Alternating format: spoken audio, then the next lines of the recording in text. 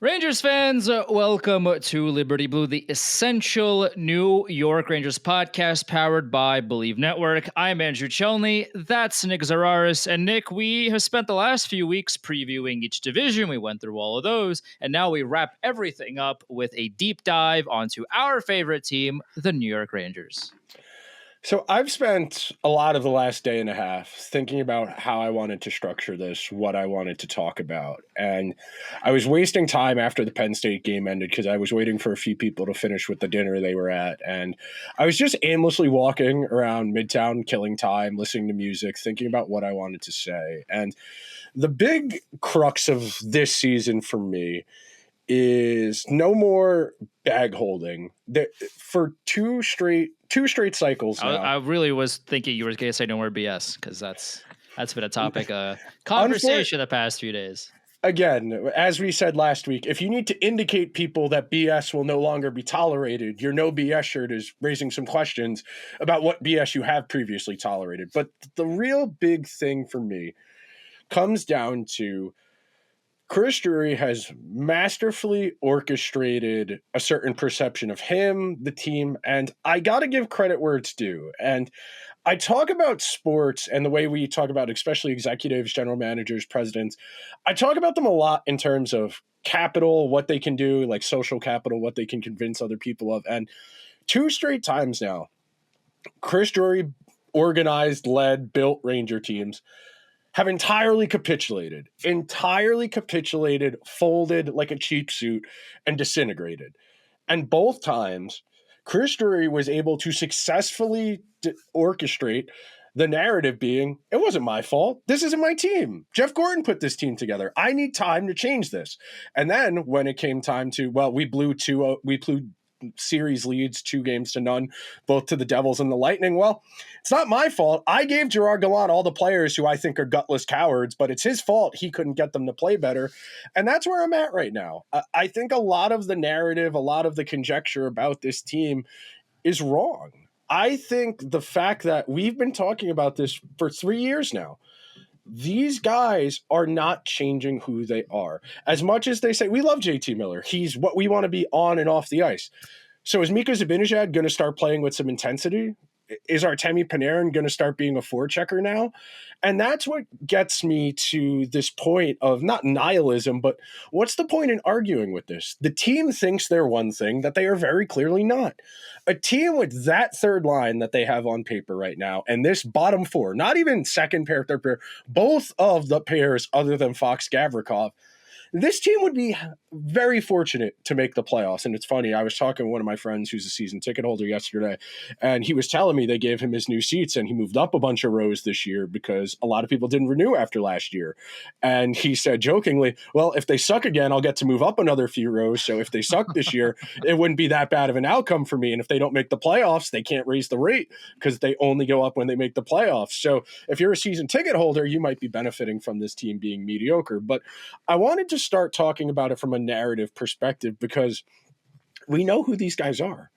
For the most part, you go through, you talk Zibanejad, JT Miller, Will Cuylle, little young to be saying we know for sure what he is, but we have an idea of what he is. And he had a great year last year as well. Yeah, basically the only guy who showed improvement last year from what they had been prior. Panarin, 10 plus years in the league at this point. Trocheck is more than 10 years into an NHL career. Lafreniere was drafted 5 years ago at this point. We have a reasonable understanding of what he is. Taylor Radish, Connor Sheary, we got a basic understanding of who those guys are at this point in their respective careers. Juuso Parssinen, I think I am ready to say what he is at this point based on the fact that 3 different teams have looked at him and healthy scratched him in the last 12 months. And then we know what the fourth line is. The Rangers don't seem to know what the fourth line is, but we know what this is. This is a very, very high floor team that doesn't have much of a ceiling. And I think, and I hate to do this for the umpteenth time, but if we're really going to entertain playing Connor Sheary, who was an AHL All-Star last year, over Perreault, Othman, or Berard, what's the point in getting excited? Connor Sheary 9 years ago in that first round series where the Penguins thumped the Rangers, okay, he's 30. He's Mike Sullivan's nephew, something like that, through marriage. Is he? I didn't know that. Connor Sheary's like a nephew through marriage, if I remember correctly. Okay. Like all of this interconnectedness. And again, it gets back to what we've been talking about, how Chris Drury portrays things. One of my big critiques of the way the Rangers have been covered the last few years is it's constantly portrayed as though Chris Drury, he missed out on something. He couldn't trade for Jack Eichel. That's too bad. That is your job. You don't get credit for saying, well, I wanted to do this, leaking it anonymously, and then getting said, well, it'd be tampering if Chris Drury acknowledged he wanted to hire Mike Sullivan, but word around hockey is he wants to hire Mike Sullivan. That's not being smart. I can say, yeah, I'd like to date Dua Lipa. She's engaged. I don't think it's going to happen. Those are equally prescient. Those are equally viable as opinions. You don't get credit for shit you say. Like, everybody who wants to give him the mulligan, well, he didn't know he wasn't getting Eichel, so he had to trade Buchnevich. How are we 4 years but after then that? Give out more money on mediocre players instead of just keeping Buchnevich? Right. Because the narratives fall apart. Anytime you hold some of these things up to scrutiny, hell, we go back to even before that. If we go to 2021, spring of 2021, you genuinely expect me to believe James Dolan fired everybody, because they didn't make the playoffs. This was a team that was playing guys like Tony Bitetto, Jack Johnson, that had the injuries, that had Panarin's leave of absence, that you're telling me the team that picked first overall the year before, the reasonable expectation the next year was we are going to make the playoffs, and that's why everyone got fired. The slightest bit of scrutiny and these narratives start to fall apart. And that's why I am so impassioned. And frankly, a general manager matters so much more in hockey than a coach does, because the roster is largely defined, and the Rangers have chosen to not put ceiling into this group. Noah Laba's had a really good preseason. I have been very impressed by what I have seen from him. I agree. And there's basically no chance he's going to make the team because, well, if they have to put Carson in on waivers, they don't want to lose him. Why? Who cares? If someone takes him, that's good. He's overpaid by at least $500,000. They need that cap space for other things. Well, they can't put Connor Sheary on waivers. Why not? If someone takes him, good. You need Perreault, Othman, or Berard to be on this team. And instead, we're looking at that. Also, if Connor Sheary had an offer, you think he would have turned around and be like, no, actually, I don't need the guaranteed contract. I'm going to go take a PTO. Well, reportedly, that is the case. Reportedly, he had offers from other teams, and he took a PTO from the Rangers. So I'll give the benefit of the doubt there. That's been reported. Even if that is the case, you would usually, when that happens, and the Knicks did this with like Malcolm Brogdon, where they signed him to like a quote unquote non-guaranteed contract while they figured out the rest of the roster, and then the expectation is that the Knicks will be officially signing Malcolm Brogdon and to a 1 year like guaranteed deal, and just to see how the roster etc. With Connor Sheary, where is he going to play? So you're going to tell me that instead of whether that be Othman as maybe the 13th forward or whatever, it's going to be Connor Sheary. If Connor Sheary signs a 1 year deal and he's the first line winger on, in Hartford, that's one thing. You can't sit here and tell me with a straight face like Connor Sheary is going to save the fourth line. You just can't. You can't tell me that. So I do think that's the case. I do and look, this is one of the real critiques we've heard of Mike Sullivan from Penguins fans. He has his guys, and Connor Sheary has a long track record of being one of Mike Sullivan's guys, and that is a consideration here. Jesse Marshall frequently tells me whenever I text him, you're going to find out what player Mike Sullivan sees in himself out there, because that's going to be the guy who gets to play a lot more. You think about guys like Danton Heinen last year in Pittsburgh. Not a very good player, but somebody who plays the way Mike Sullivan did, 20 years ago. And the roster is not bad. That's the one thing I do want to get out here, because as much as I am getting on the general manager and just the direction of the team at large, there's enough talent here that they should be able to make the playoffs. That is the framing lens of this season. The problem is they are in the position they are right now, where they are built around 4 forwards who are 32 or older, Adam Fox, Gavrikov, who will be 30, and Shesterkin, who is approaching 30. I do not understand how a team with this composition is getting to where they would like to go without any of those young guys taking steps. Even if you want to be charitable and say, okay, Will Cuylle goes from 25 to 30 goals this year. He's one of the better power forwards in the league. He can put together a 60-point season, maybe gets net front on the power play. There's a world where you could convince me of that, sure. But Will Cuylle's skill set is not the difference between the Rangers where they are and where they want to go. And this has been the Rangers' issue for much of the last 5 years. You know, the most popular thing I wrote for my Substack was after the Devil series 3 years ago now, I titled it "The Fault in the Rangers Stars." These guys do not play in a way that the general manager likes. The general manager thinks they are all soft. He does not like them. He has leaked more than once. I want to get rid of Zibanejad. I want to get rid of Panarin. I want to get rid of whomstever. Well, we're bringing in JT Miller now. And I said this at the time, and I had people say I was being, conspiratorial. Chris Drury looks at JT Miller and says, this guy's like me. He's going to go in there. He's going to take no prisoners. He's going to call BS when he sees it. And he thinks that's the difference. He thinks all they need is a fierce, determined leader. And what I would say to that is Chris Drury is also the same guy who thought Jacob Trouba was a good leader and somebody who was worthy of being named captain. So, but he's throwing his helmet around, Nick. I don't know if you know this, but that is all what being a leader is throwing punches, throwing elbows, and throwing helmets. There's a lot of throwing involved when we talk about Jacob. Also, throwing games because he can't defend. Like, there's a lot of throwing involved.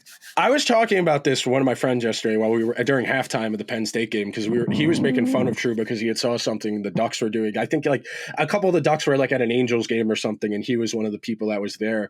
And he said, "You remember when they were winning game? I think it was game 3 in Tampa Bay. They were up 3-1 with 10 minutes left, and they lost that game in regulation because Trouba took 3 penalties in 10 minutes, and the Lightning scored on 3 straight power plays. And then they named him captain a month after that. And that is what I mean when I say passing the buck, and it's always other people. That year was entirely driven by Shesterkin having a Hart Trophy caliber season in net. And instead, the Rangers came out of that season and said, no, we got that far because our defense is gritty, because we block a lot of shots, because our young guys took a leap. And you came out of that season with a ringing endorsement of Chris Drury hockey. Not only are we going to name Jacob Trouba captain, we're going to sign Vincent Trocheck because he plays the way Chris Drury wants us to play. And we keep pushing ourselves that way. And then what happened to all the guys Drury brought in to play Chris Drury hockey, like Ryan Reeves, Patrick Nemeth, Barclay Goodrow, Sammy Blais, Patrick Kane, Vladimir Tarasenko? You know, I can go on and on and on about all of these transactions, all of these decisions. You know, there was a column last week that Vince and Peter Baugh co-wrote in The Athletic that the Rangers have done a great job of setting themselves up for next summer where they could go after McDavid or Eichel or Kaprizov. That doesn't matter. Yeah. They need to win right now. They are at a point where if they miss the playoffs this year, there is a legitimate argument they need to start entirely over. If they miss the playoffs this year, there is a reasonable argument that everybody's got to go. And like, that's not the fairest thing to Mike Sullivan, who only just got here. But you're telling me you're going to fire Chris Drury and hire who? Mark Messier? You're going to hire somebody from another front office? Listen, they won't do that. As for as much conjecture as there is about Mark Messier, and for as much as Mark Messier likes to say, whenever he gets a camera in front of him that he wants to work for the Rangers organization, the Rangers are not going to hire Mark Messier to be their next GM if Chris Drury gets shown the door.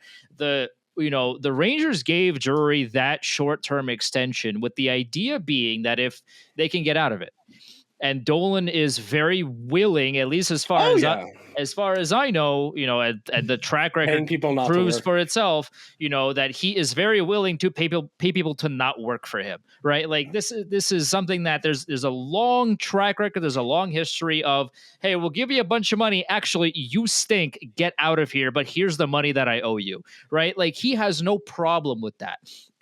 So I think in this context, that also matters, where you don't necessarily have to, the extension was obviously viewed negatively by a lot of fans, but you have to think about it this way of it doesn't really matter how long the contract is because Dolan will pay for it. So even if Drury has a lifetime deal, Dolan will pay to get out of it and to hire somebody else. He has no problem doing that. And all the, I guess, jokes and some of the conspiracies and maybe some of the romantic, Rangers fans want Mark Messier to be the general manager of the Rangers. It's not going to happen. It's not going to happen. And, and some of it also has to do with if Mark Messier wanted to do the job, he would have worked towards that goal. Like he had ample opportunities to coach in the in the AHL or in other situations. He chose not to do that. He could have been an assistant general manager in maybe in the minors to start off with, and then move up the ladder and just get that experience. Was an assistant. He was a special assistant to the general manager. But 2007, 8, and 9. Right, and then he said, I want this job. And Glenn Sather said, no. And he stopped doing the job. Right. Exactly. Yeah. Like you can't be a special assistant, whatever that even means. What does that mean? What does special assistant mean? Like, is assistant to the regional manager? Like, what is that? Like, genuinely, what does that mean? But in any case, you can't, like, if he really wants to be the general manager, he would have shown not only to the Rangers, but to other like the Oilers, for example. Why, like if he really wanted to, he could have set something up with the Oilers and be like, oh, well, the Rangers didn't want to hire me to general manage their team, so I'm going to go back to Edmonton and show them that I can do this. There are multiple avenues for Mark Messier to achieve that. He has taken none of them. So there is nothing to me that suggests that Mark Messier will come anywhere close to becoming the next general manager of the New York Rangers. But with that being said, yeah, I think the Rangers, if they don't make the playoffs, Chris Drury's out of here, then the question becomes, and this will tell me everything that the Rangers are going to be for the next 5 to 7 years is who they hire. And also who the names are that they are interviewing. Because if they, interview Chuck Fletcher, we got problems. We have massive problems. But if they want to, interview some of the AGMs and maybe even like Bill Zito of the, of Florida, then maybe we can have a conversation because they know how to build a team very well. So maybe the Dallas, like maybe this year, if the Stars fired Jim Nill because they didn't make, if they didn't win the cup, maybe the Rangers hired Jim Nill because Jim Nill knows how to build a team. I would be on board with that. Like there are avenues to which, if the Rangers want to move on from Chris Drury, there are a bunch of names out there that are promising that could actually build, that can take this core, or at least some of the core, and build something tangible out of it. But if, let's say it's July 2026, Chris Drury gets fired and Elliot Friedman's like, yeah, the Rangers are going to talk to Chuck Fletcher and Peter Chiarelli, I might explode on this show. So we'll see. The reason I say that is because we know what the expectations are here. This is a team that is pretty leveraged to the exact moment. And okay, you have Panarin, who's about to be 35. You have Trocheck, who's 32. You have Zibanejad, who's 32. And you have Miller, who's 32 or 33. Look at that core and compare that to the teams that win Stanley Cups. Not even in terms of talent, just the age. When you think about where Florida's at in their cycle, where Tampa Bay is at in their cycle, when they won in relation to that. And I know it seems like we're doing a lot of zero sum, that if they don't win the cup, it's not worth anything. The reason we are maintaining that posture, at least for me, that's what the general manager has told you. Since he took the job, he has told you, we expect to win. This team is good enough. Well, Chris, you have had 5 kicks at the can. You have fired David Quinn. You have fired Gerard Gallant. You have fired Peter Laviolette. You're on your 4th coach. David Quinn. And then that must have been such an awkward conversation. I wish I could have been a fly on the wall in that room. Yeah, David, so no hard feelings, right? And Quinn rolls his eyes, shrugs his shoulders. Yeah, I played hockey with Mike Sullivan 30 years ago, and that's the end of the conversation. David Quinn leaves the room. And again, it speaks to the same thing. The Rangers think they're one thing. The Rangers think, well, we're going to have all these guys on the Olympic team. We got the coach of the American Olympic team here. Chris Drury, I was on the Olympic team. Everybody, and it is so tiresome. The gang's all here. The gang is all here. And you think about it where, well, you got Mike Sullivan, who played hockey with David Quinn 30 years ago, who knows Chris Drury because they're all Massachusetts college hockey guys, who all know Bill Guerin because he played American hockey with all of these guys at the Olympics, international tournaments. And they all get to just make decisions that impact the rest of the hockey federation and frankly the rest of the league because of shit that happened 35 years ago in dingy ass 1,500, 2,000 seat college hockey arenas in the greater Boston area. And it's just crazy to think about. I mean, we haven't even gotten to like the actual meat and potatoes of like previewing the season yet because there's the narratives are frankly more interesting than the hockey because this team doesn't have a lot of room for upside. Like, even if you want to be charitable, like I had said before about Cuylle, all right, maybe one of Perreault or Othman or Berard makes the team. Okay, or Laba. Any one of these. I would really like it for Noah Laba to make the team, but I really doubt, just based on everything we have read. He might be heard. a December call-up. He should be one of the first call-ups. Sure. He's had a good preseason, has shown you, okay, the game isn't that fast. Granted, preseason's like 70% speed. Not everybody's exactly playing their best lineup, but there's a reasonable amount of optimism if the Rangers wanted to give us a reason for some. The amount of not to cut you off, but the amount of people that were clipping the Adam Fox turnover and were calling him terrible and all, like, guys. No one cares. I need you to, first of all, I need you to breathe. I need you to relax for a second. Think about this logically. You're here to tell me that Adam Fox, who famously has won the Norris and is still one of the best defensemen on the planet, is trying in this September preseason game that doesn't matter. And not only that, and I saw this tweet earlier too, where it's somebody was talking about how usually what happens is a team of potential NHL players, if they play if they play a veteran NHL roster in the preseason, the young guys tend to win. Why? Because they're trying. Whereas the NHL veterans are not. They're there for cardio. They're there to not get hurt, right? And they're there to shake some of the cobwebs off. Like, that's the whole point of preseason. On top, for the veterans. Obviously, if you're a coach and you want to see, if this young guy fits or whatever, line combinations, maybe that's a secondary. For the veterans that have been there, done that, the number one concern about preseason is, okay, let me just skate around a little bit and not get hurt. That's it. If you are clipping that preseason turnover, which it wasn't great. Listen, I'm not here to argue that it was a good turnover, but if you're here to argue that Adam Fox is terrible and that is one of the examples why, I have a bridge to sell to you, because we're not living in the same reality. Like, was it bad? Sure. It's preseason. He's not trying. Give it a rest. And and that's the thing.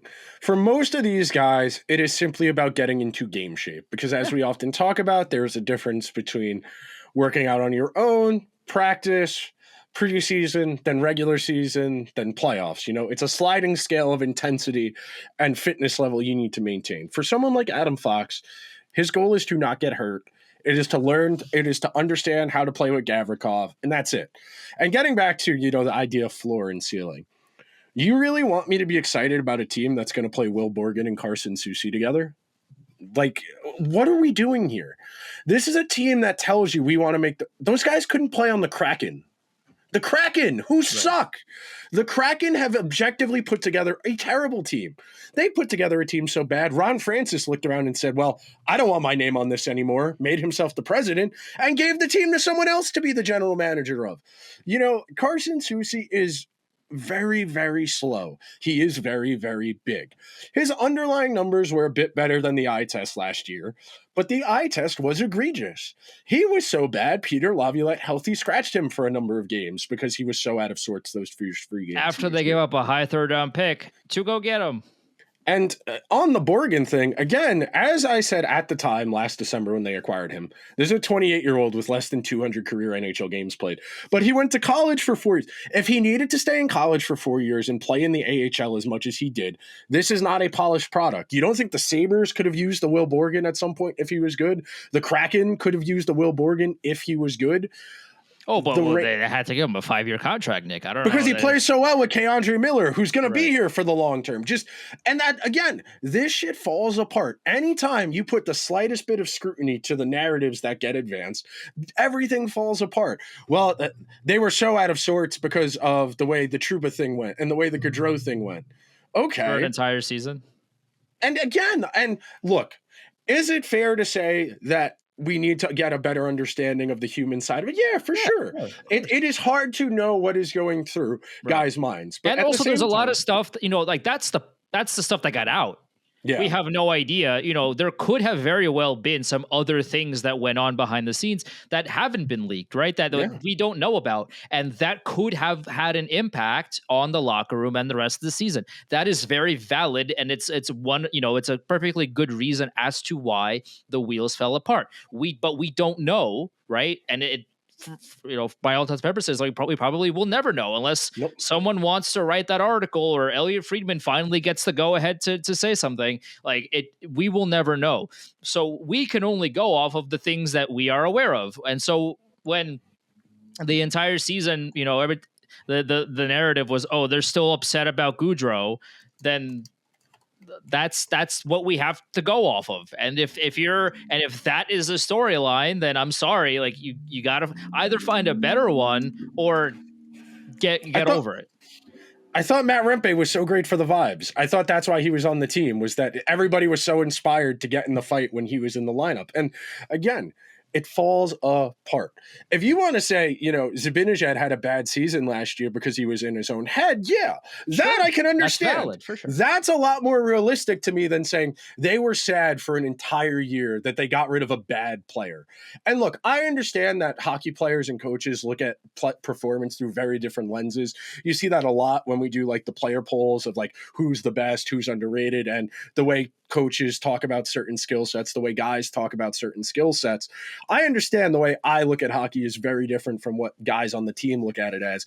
And that's part of this. But at the same time, you can't look at me and tell me, oh, well, if they play player X, it's because Y and Z. Well, no, I watched the game. You can't tell me Trocheck's good at defense. He is visible when he is playing defense, but that's not being good at defense. There is a difference. And it get back to, I made the joke last week about Chris Drury and performative masculinity. And like, that's the entire Rangers organization, is like the performative. We want to give the appearance of something. It's why they keep talking about, well, they had a lineup in the preseason. It's the same average height as the Knicks starting five. Isn't that cool? They're so big. Are they good? At no point are they good is in the conversation. Right. Is Will Borgen good? Well, we liked him when he got drafted 7 years ago. Right. Well, what's happened in the 7 years since? It goes back to what we've said on this show multiple times of when you start a conversation, a sentence about Wayne Gretzky, you don't talk about how well, how tall he is. You don't talk about how he drank Diet Cokes in the second intermission every day. We don't, you don't mention how people liked him in the locker room or how tall he is or what his vibes are or how nice. Gritty he is. People talk about him being the greatest player of all time.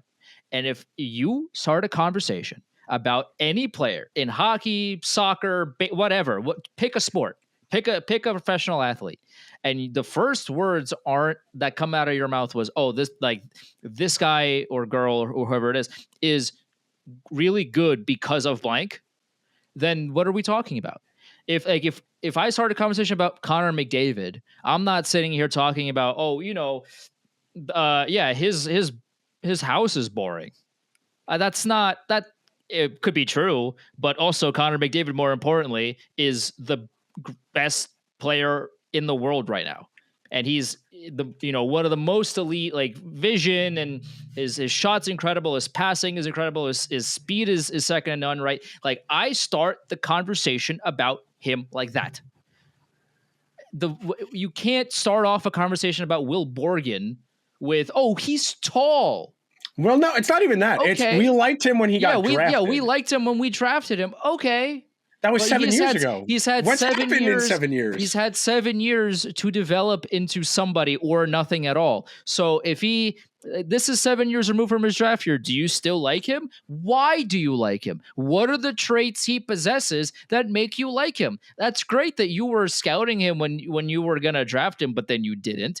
So then now what? You can't, the fact that you liked him once upon a time is great. I'm sure Chris Drury has exes that he liked before and that doesn't like them anymore. So what's the difference? What is the difference exactly? If you can't sit here and tell me with a straight face exactly off the rip, Will Borgen is really good at X, Y, and Z, and then move on to something else about his height or his vibes or whatever, then what is the conversation? And that's why I harp on this, because so much of this gets framed through what gets told. And that's why I think the narratives have been particularly charitable, because the people, the reason Trocheck was going to be the captain was because he talked to the media after every game and he gave the same nonsense answers after every game. It is a real frustrating way to be, because it's just ignorant of what the reality is here. But like we said during the summer, and we did an episode sometime in mid-July where, just based on regression, this team should be better than last year. It would take a lot for the worst case scenario to happen for 2 straight years. I think for all of the concerns I have, particularly about the defense, which is probably the defining question of this team, there is enough here, especially in the top 6, that if they go with the Cuylle, Zibanejad, Miller, Trocheck, Panarin, Lafreniere configuration, that should be enough. That should be enough. You get a slight bump in your power play production.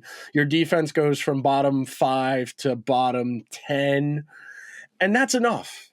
That's what's confounding about this and what's frustrating about this, because the Rangers, by virtue of just basic statistics, positive regression, will be better this year. And the narratives will be, well, they're so much better because they brought in Mike Sullivan. Well, did Mike Sullivan actually change anything? And I was talking about this with Hunter the other day. The Rangers don't have the personnel to play the way Mike Sullivan wants to. They don't have forecheckers. They don't have 2016 Carl Hagelin and Nick Bonino. They don't have Patrick Hornquist. They don't have the types of dive-bombing forecheckers you need. They have Brett Berard, who can do that reasonably well, but it remains to be seen if he's going to make the team out of the gate. Matt Rempe does do that, but he only plays 9 minutes a game. Edstrom does that. He only plays 9-10 minutes a game. So how are they going to play Mike Sullivan hockey if they don't have the guys to play Mike Sullivan hockey? I really do. I go back and forth, and obviously we got to play the games to know, especially for some of the guys who haven't. And I do think part of it too is that those players are coming.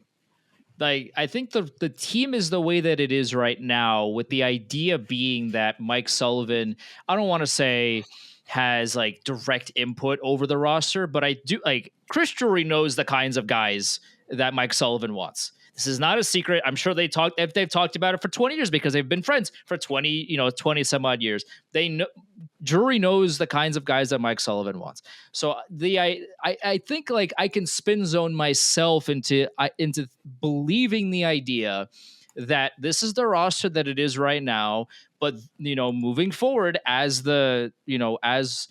all the writers are writing about these narratives about the future, right? About all this cap space and Kaprizov and McDavid and all these names. The idea that over the course of the next couple of years, there's going to be a roster. I don't want to say a seismic change, but a definitive DNA change in the way that this roster is constructed because of the way that Mike Sullivan wants this team to play. And this season is going to be a lot of trial and error as to figuring out who can stick around playing that type of style and who can't, and who can adapt to playing in that type of style. I think that is going to be part of the storyline for this season. Can Mike Sullivan fix Mika Zibanejad? Can he get through to Panarin to actually back check sometimes? Can he get through to Trocheck? Because his defensive effort and metrics last year were abysmal, but that was also most of the team, to be fair. Can he get Trocheck to back check every now and again too? Like, there's a lot of these questions that will be solved by March, by April, by May, right? That makes me think that they didn't just get Mike Sullivan because they're friends and because he's a good coach, but because they understand, at least to a certain extent, what Mike Sullivan wants, and also that Mike Sullivan will be vocal about the kinds of players that he wants, and maybe vocal about some of the names that he wants in the locker room. So I would have to think that there's going to be some kind of transition from the current roster to what we'll see maybe in 2-3 years. And what was I getting? I was going to say something to the effect of, at least there seems to be, and again, I wasn't a fly on the wall. I don't know what the dynamics were between Gallant, Peter Laviolette, Chris Drury, but To some degree, it feels like he looks at Mike Sullivan as a bit more of an equal, as somebody who's a bit more. Because remember, the narrative was, well, he didn't really want to hire Gerard Gallant, but he did it anyway because he wanted Mike Sullivan but couldn't get him. And then the Peter Laviolette summer, well, they kind of want all these other guys. They want someone else, but they couldn't really get anyone else. That, if you'll recall, that dragged on for a while, the Peter Laviolette job hunt, where they were looking at a variety of guys. John Hines, I remember, was the other guy who was one of the last two standing in that mix. But this is it. There's no more excuses. You have had 5 summers now to figure out what you want this team to be. You don't get to complain about the players you have, leak that you want to get rid of them, and then not get rid of them. Zibanejad's got the full no move. Okay. You got rid of Trouba. If you really are if these players are that much of a problem for you, that you are anonymously leaking that you want to get rid of them, okay, we have a real fundamental problem here. Remember after the Devils series, it was like, well, Drury would get rid of Panarin if he could find a way to do it, about a guy who's been a 90-plus point forward his entire time, who's arguably been the best Ranger forward of the 21st century, not named Jaromir Jagr. And he doesn't play the type of hockey I want. Okay. Then when we come back the next year and he finishes second in Hart Trophy voting, you don't get to say how good he was for you because you were talking shit about him. And that's what's so disingenuous about a lot of this is when things are great around here, you get the glowing profiles. The entire team went to Trocheck's grandma's house when they were in Pittsburgh in 2024. And we heard about that twice because that was one of the years they played more games in Pittsburgh than in New York. Where was that last year? They didn't go? No, because the team was bad, so we didn't hear about it. That's the way this stuff works and what you have to think about.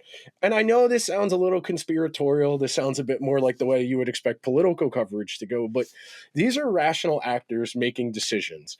The decisions are interconnected to each other and get you to a certain point. And then it boils over in one of two ways. Either the team is good or the team is bad. And you got to reverse engineer and come backwards. Well, why was the team so bad last year? Well, they made all of these decisions based on the short term. Okay, we're sinking right now. We need to make things better. Kakko said he doesn't understand why he's getting scratched because he hasn't been the worst player here, which, by the way, was right. He was right in saying that. It was entirely fair. Fully agree with that. And also, we talked about it at the time. We fully agree with that. Yeah, it was ludicrous to healthy scratch him to make it seem like he was the problem. Does no one else remember the Cuylle Kakko Heedle line going 15 goals before they got scored upon to start the year last year? Yep. And then they broke that line up because they had to get Zibanejad going because he was horrendous the first 2 months of the season. He was unplayable. Like, we talked about it and we seriously entertained. They should tell him to go home for a week. He has been that bad that he is hurting the team by going out there and playing in this state. It is really frustrating. And then you get the Borgen trade, you get the Borgen for Kakko trade, you trade Trouba. Okay. All the problems are gone. Well, the team's still bad. Okay. Well, we need to shake things up. We need JT Miller. Okay. The team's still bad. Like the underlying results got better. I can't. And the trade was good too. Yeah. And we talked about this at the time too. It's Filip Chytil is a good player that is very concerning because of his medical history, right? Like this is, we've said this multiple times on the show where every time he has to sit out a game because of an injury, usually to his brain, we're fearful for his life, which is not a reassuring thing to say about a 20-something NHL player, right? When you go through multiple concussions that Filip Chytil has had, it, as much as you want him to succeed, and when he was on his game, he was great here as a Ranger, he's one bad hit away from not playing anymore. And so there's a few times, before the trade that we thought he could have been done because of how scary some of these hits were. So it made sense to trade somebody with, high risk, high reward in Filip Chytil for somebody like JT Miller. That trade made the Rangers better, and it still didn't even matter. That's the scariest part of it. We talked about this at the time too. And throughout, the Rangers added a point per game player who is this no BS guy, whatever that we've been talking about for months. And the team didn't win more games. And that's the scariest part about all of this is, yeah, the trade was good and it helped the Rangers, and he was and good, whatever, and he played well, and he played well, and and it it didn't do anything. They had the entirety of February, March, and April to even just have a pulse. All they had to do was win 3 games. Yeah. 3 more games last year, and they would have made the playoffs. As bad as they were. They went 5-15 at one point, and all they needed to do was win 3 more games, and they still could have got in. That's how bad it was last year. And yeah, there were a lot of mismanagement decisions. But again, at a certain point, you don't get to have it both ways. Well, he's got to play the roster the way it's assembled. Well, if the general manager doesn't like what's being done, the example I give was when they healthy scratched Perreault and Othman at the end of last year. Well, they got to sit with the coaches and they got to go over their mistakes. Well, you're not in a playoff spot. You have mathematically been eliminated from the playoffs. What is there to gain by playing Johnny Brodzinski in that spot versus Gabe Perreault or Brendan Othman? Well, the general manager, no. This is his show. He's the president and general manager. He has gotten to pick 3 head coaches now. He's fired 4. He's gotten to pick 3. There is no more excuses. There is no more equivocation. I don't want to hear about McDavid coming. I don't want to hear about Eichel, Kaprizov, Philip Gut. I don't want to hear it. And I do not want to hear it. Well, they traded for Pat Brisson's kid. Okay, great. Are we getting Jack Eichel or no? If we're not getting Jack Eichel, I don't care. That's the thing here. And okay, we're going to get Jack Eichel. Okay, we're going to have another center over the age of 30 who's got a lot of miles on the treads. It's crazy to say that Jack Eichel's almost 30. God, we're so old. But at this point, man. We're almost 30, Nick. Hold on. Yeah. Wait, hold on. We're almost there. Eichel's my high school Eichel is my high school senior year. Eichel and McDavid was my high school senior year, 2015. They were 18 when I was 18. That McDavid's a week or 2 older than me. These are our cohort. We have watched almost that entire cycle of guys go through. And you look at where the Rangers are at now. And I think when the Athletic did it, that I forget what they call it, like life cycle of a contender. The Rangers are on the backswing now. They're in the same group as like Tampa to some degree. And like the thing is Tampa won. Yeah. The thing is Tampa won, and they're in a better position to try and recalibrate because their core players are just better. You are at a point now where your best chance was probably 2 years ago. 2 years ago, you're up 2-1 against Florida. That was probably your best chance. You could have beat the Oilers in a best of 7. I genuinely think they would have had a decent chance in a best of 7 against the Oilers, even with all their flaws, with as slow as they were, as fast as Edmonton was.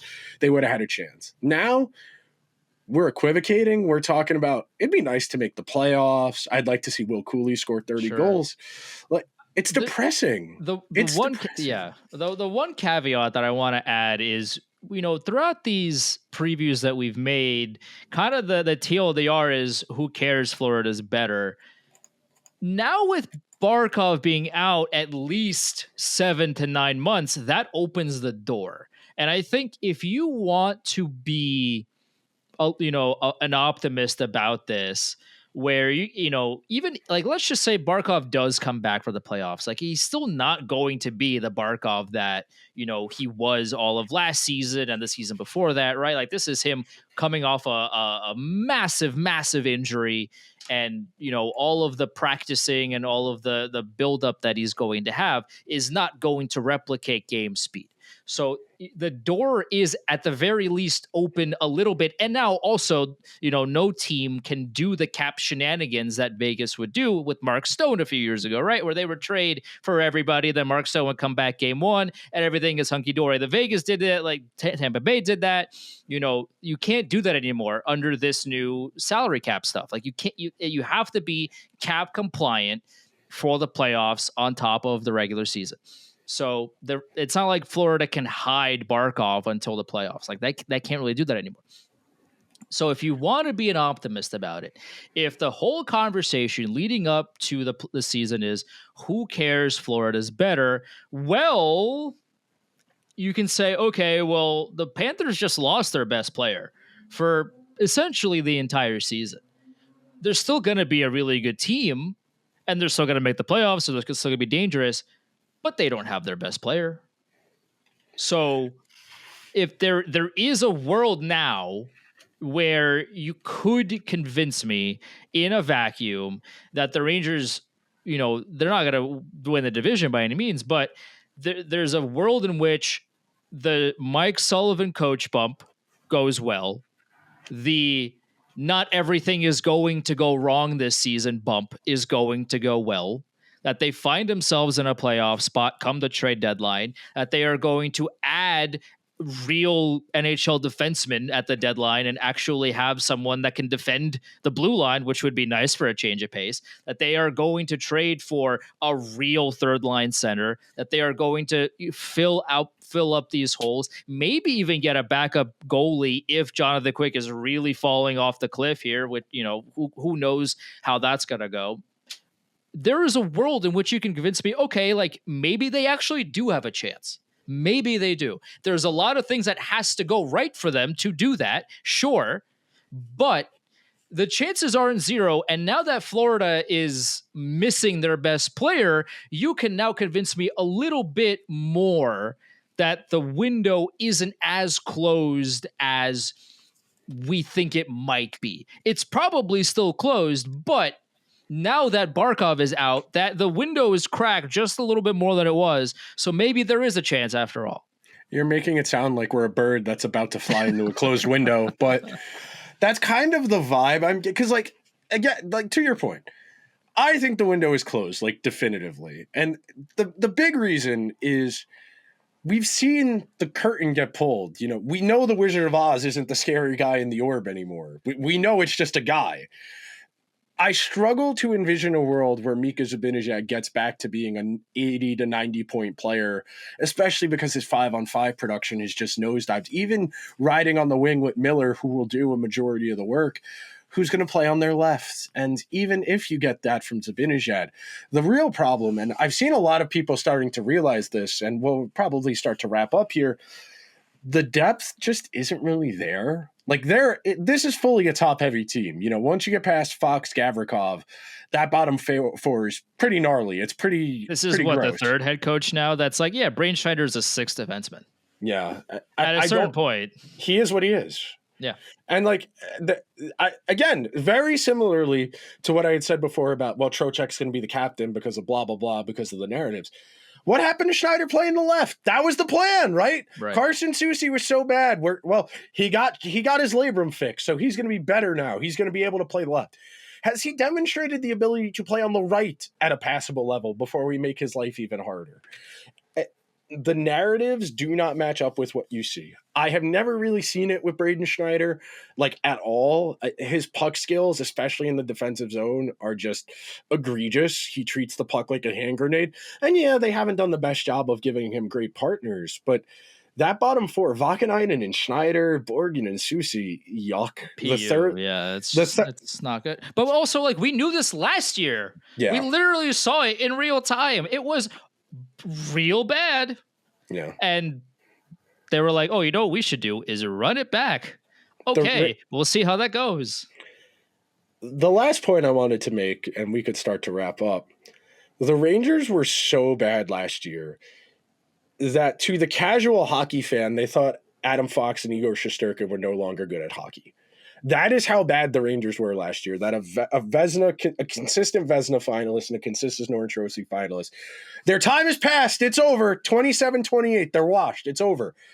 Do you understand how... Only I get to call myself washed, okay? As a 28-year-old. Only I can do that. Do you understand how unbelievably bad you have to be to make people think Adam Fox isn't good at hockey, that Shesterkin is not good at hockey? Like, you have people genuinely having that opinion. Like, I forget what list I was... It might have been, like, NHL Network, which, is just bait. But, like, they had Adam Fox, like, the 14th best defenseman in hockey. And what are you talking about? You're going to tell me what on God's green earth are you talking? You don't watch NHL Network for analysis. You just watch it to get upset. Like, that's all it is. Like, it's just bait. It is strictest of bait. They make the lists so that they can post them on Twitter, and so people, especially Rangers fans, love quote tweeting NHL Network because their stuff is always ridiculous. They post these things for the sole purpose of, oh, we're gonna get people upset so people can bump our numbers. That's that's what it feels like these lists are. And if I'm wrong, which hey, I've been wrong before and I'll be wrong again. If you can prove to me, like if you're an NHL Network executive, for example, and you want to slide into my DMs, be like, okay, oh, actually, we're not doing this, and this is why you're wrong. Okay, well then come and tell me that. Come and show me exactly what the logic and the reasoning behind some of these lists are, because some of these lists are so unfathomably hilarious that it's like, come on, man. I'm not here to suggest that I know everything about the sport and like that, I'm the be all end all of opinions or whatever. But some of these lists and some of these takes are like, come on, man. Like, you don't believe that.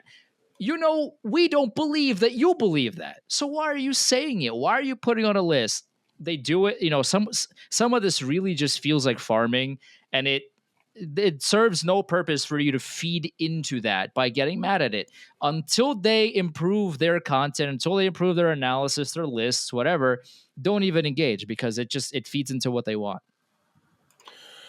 I am at a point now where I feel like the ability to enjoy this team has been sapped from me to some degree. Like, going to games is so expensive. It's so much work. Watching on TV and just being inundated with, did you know Matt Rempe had cereal for breakfast today? Can we talk about the team, please? Can we talk about the hockey? Can we analyze the hockey?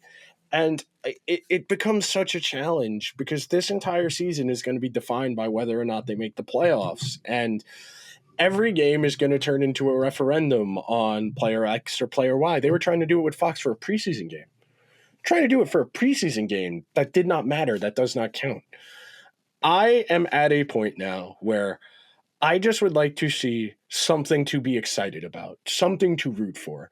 That's why I want Berard to make the team, Othman, Perreault, etc. Noah Laba. Give me Morrow. Get someone in here who has the capacity to raise the floor a little bit. I'm not even saying, make a conference. Give me something to be excited about. Make me feel happy to put on my favorite team as opposed to rolling my eyes. Go out there and give me something to care about. I'm not even saying be good. Same thing I said about the Giants starting Dart today. I don't even need you to win the game, which they did, which was nice. Just go out there and not be miserable. The second half of last year is the most miserable stretch of hockey the Rangers have played in my entire life. Like, I don't have a conscious memory of watching 2002-03, that window of Rangers hockey.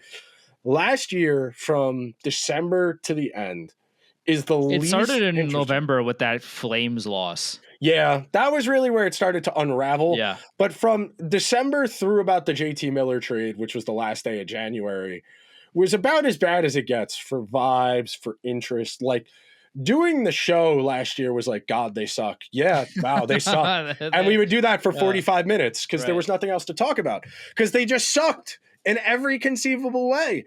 Well, they keep saying all they got to do is win a couple games in the seat.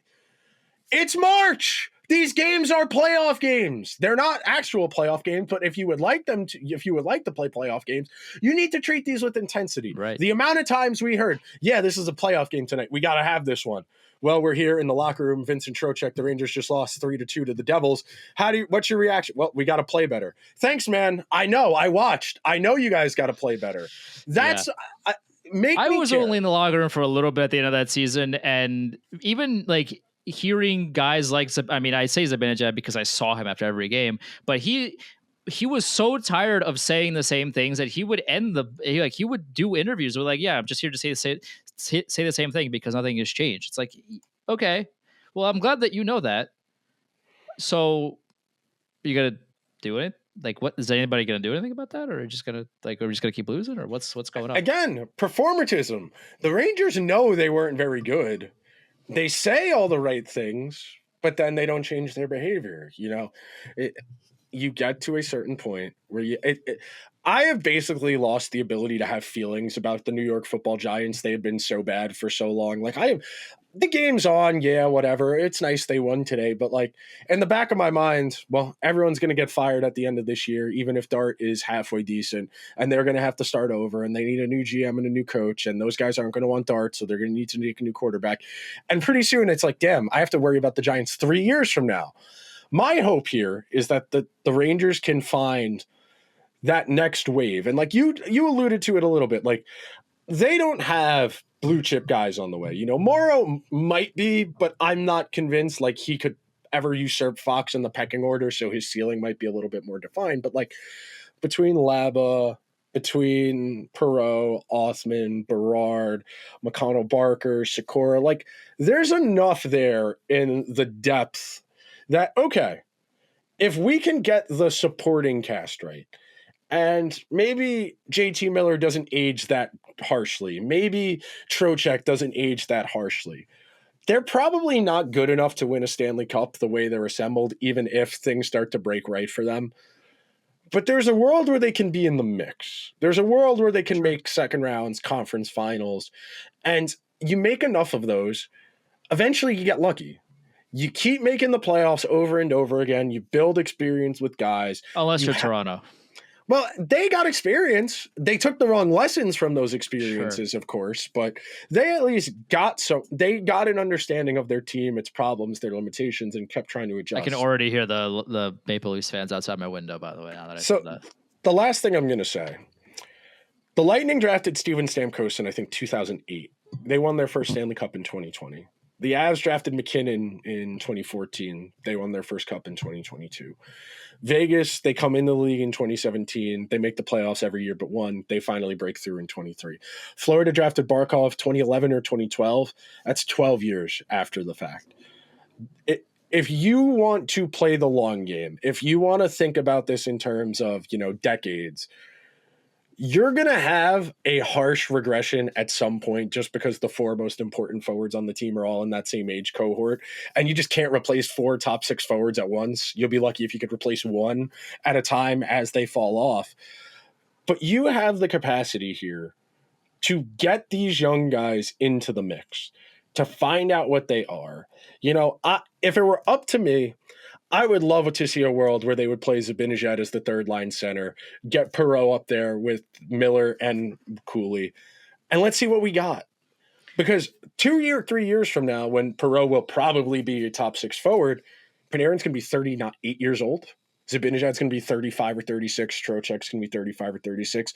And at that point, even if Othman is, Perreault is a 30, 40 goal guy, it's hard to see a world where you're going to keep being able to be competitive. That's why, and I'll throw it to you off of this. Sure. That's why we spent the entirety of 23 and 24 saying you got to play Kakko and Lafreniere and Chytil more. You got to get to these guys. You got to figure out what you have, because last year it came to a head. Last year was the first time the Rangers genuinely needed Kakko, Chytil, and Lafreniere to really step up, to be impact players. But they had never been empowered to be that before. Lafreniere, 23, 24, was on one of the best lines in hockey. But for the most part, you're not getting on the first power play. You're not killing penalties. You don't feel responsible. You're not given a position of authority to feel like you need to take ownership. And it's why I was very skeptical about naming a captain, because I feel like if there was a captain in this group, we would have seen them arise last year and really take some ownership. But we only hear taking of ownership and accountability, but we don't see any action. We don't see any direction. Like, yes, the defense was bad. Okay, here's Gavrikov. That does not address the fact that you still have, 4 third-pair defensemen on this team. Maybe 3 if Scott Morrow plays. If Scott Morrow plays, you can maybe talk me into that, but he needs time. That's the thing. He needs to play. We can't know what Scott Morrow is unless he plays. And look, is he probably better served by getting 23 minutes a night in Hartford and growing and getting a little physically more beefy, more mature? Yeah, definitely. That's definitely better than, playing on the left or playing with Braden Schneider for him where he wants to go. But you need to put the work in. The Rangers desperately need to put the work into getting there. If they want to let these young guys have a chance, if they want the Cuylles of the world to take real leadership, take real onus here, they can do that. But if we're hearing, they love Taylor Radish and Connor Sheary, I'm just going to roll my eyes, because those aren't guys who are getting us where we want to go. You do the work now so that 3, 4, 5 years from now, when Fox is 33, about to get a new contract, where Shesterkin is in his mid to late 30s, you can keep going for it the way Florida has with Bob, who's 37, soon to be 38. Barkov's in his early 30s. You want to give yourselves as many chances at it as possible, but the Rangers keep assembling a team to win right now, and it's not even that good right now, and it's only going to keep getting worse because these guys are old. The Rangers have a situation where if they were really thinking about, okay, can Scott Morrow play? Can Gabriel Perreault play? Can Taylor, Radish's making this team, but Othman, Laba, then they wouldn't be considering guys like Connor Sherry on these PTOs.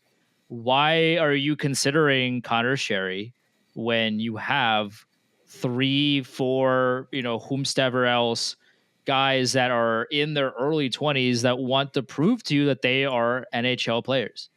What is the purpose of having Connor Sherry on this team? If he's totally cool with being the 15th forward and playing like 8 games, okay, that's fine. But if he's anything more than that, then there's a big problem. And, and we'll get comments about, oh, why do you care about Connor Sherry? Because it boils, it's emblematic of the problems. It's a very big highlight of the issue that is going on with this roster and the issue of the thought process behind the roster construction. That is what the problem is. It's not Connor Sherry in and of himself. I'm sure he's a great guy. I'm sure he's awesome. I'm sure he's, fun to be around, whatever.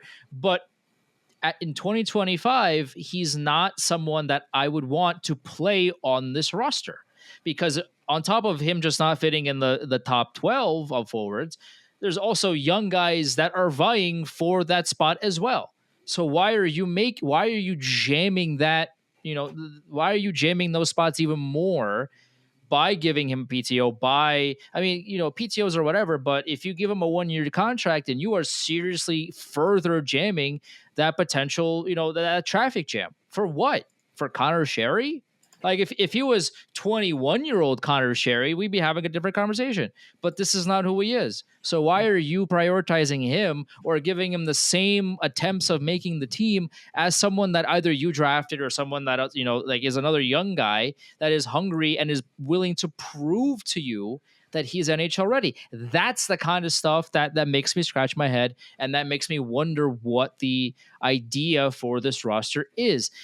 This team is a playoff team off of what we talked about before, the new coach bump, the not everything is going to go as poorly as it did. They can't get rid of Gaudreau and Trouba again and make everyone sad. I mean, they were 3 wins away from making the playoffs last year, and they were bad. Fell off in November. The entire year, except for like the first 6 weeks, were an unmitigated disaster, and they were still 6 points out of a playoff spot. Surely now with Florida showing signs of, no Barkov, how are they going to deal with that, right, etc. Like, they're not the unbreakable titan that they have been the past couple of years simply because of that injury. Okay, so now that you have a little bit of a window, show me something. They have every opportunity at their disposal to make the playoffs and show me that they are something other than what they were last year. Okay, well, go out there and prove it. The last thing I will say, and I'll sign off on this, you're not good enough to play for floor. Vegas, they can play for their floor. Florida, Tampa Bay, Carolina, Toronto, Washington, even the Devils, play to your floor. That's fine. You're at the point now where you need to play with desperation. And I'm not talking about like immaterially on the ice. I am talking about the decision makers in place need to start making their actions correspond with what they are saying. If last year was unacceptable, don't repeat the same mistakes. If Soucy and Borgen are terrible, do not play them. Sure. If Zibanejad is going to drag ass for 3.5 months, demote him in the lineup. He doesn't get to be on the first power play or the first penalty kill if he's going to drag ass, if he's not playing, if he's not giving the effort you need. If you are trying to instill this no BS mindset, let's see it. Because playing your nephew by marriage over Perreault or Othman, who were first-round picks, highly touted first-round picks, who've represented their countries in international play as amateurs, that is BS. That is the entire, as he's familiar, he's comfortable. Okay. Comfort's death. Adapt or die. The Rangers need to accept where they are and how they need to improve. The only way this team gets better is if these young guys are given an opportunity to play and to thrive. Even at their best, we have seen Panarin, Zibanejad, Trocheck, JT Miller. We have seen all of those guys play really high-level hockey at the NHL level. Panarin has been a Hart Trophy guy. Zibanejad has a 40-goal season to his name. Trocheck has a point-per-game season to his name. JT Miller has a 100-point season to his name.